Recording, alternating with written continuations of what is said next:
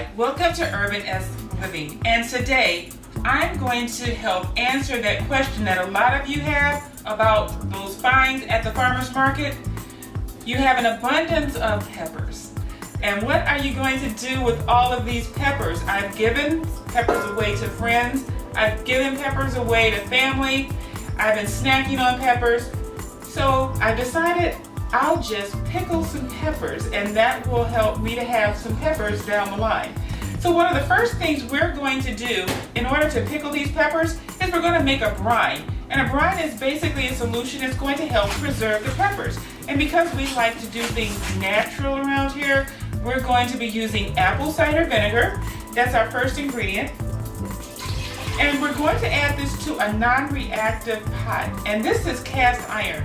And it has a lot of good vitamins and minerals in it because it's made from the earth.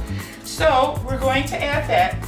I am adding organic coconut sugar because I like the way it tastes, and also I'm not really into white sugar.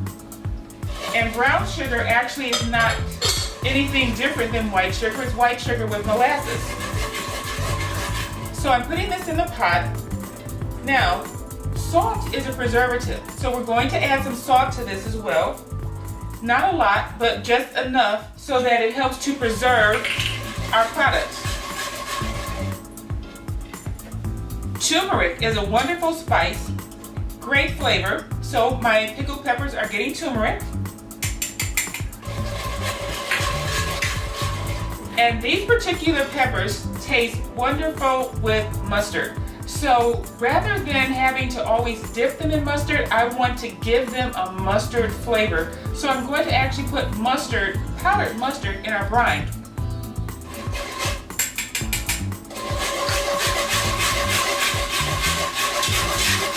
And I'm just going to stir that. And last but not least, this is just one of my personal favorites. I love pickled ginger.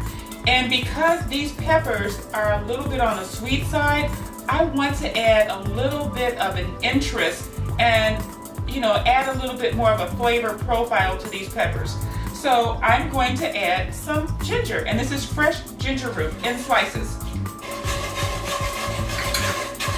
So I'm going to turn on my cooktop, and we're going to let this simmer for about 5 minutes to let those flavors merge.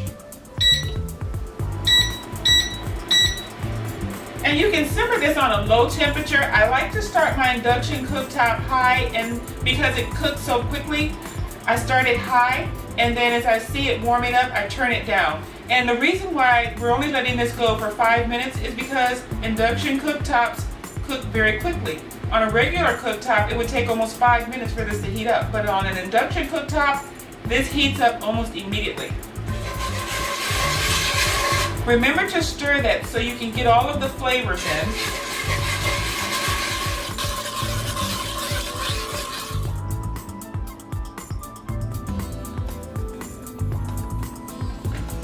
So make sure all of our peppers are packed in.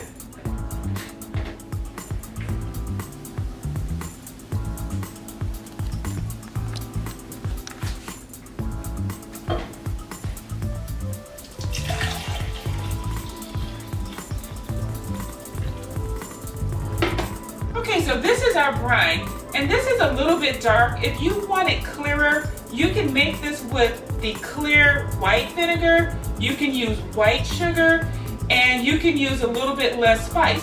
And that way, you can see the peppers, if that's the look that you want.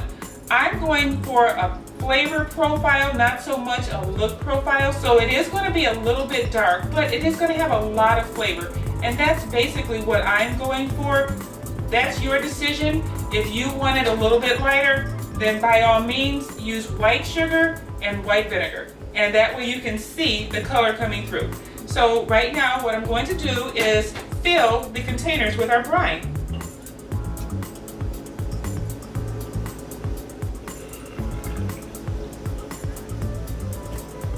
How about that? That was perfect. The perfect amount for 3 pints of peppers. Okay, so now what I'm going to do is put the top on these.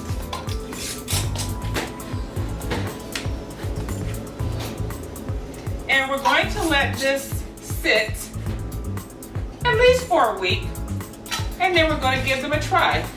After that, these peppers are good to go. If you like this recipe or more, please go to my Facebook page. You can find it at URBANesque Living or at Tish Tansil. And tweet me on Twitter. Let me know how I'm doing.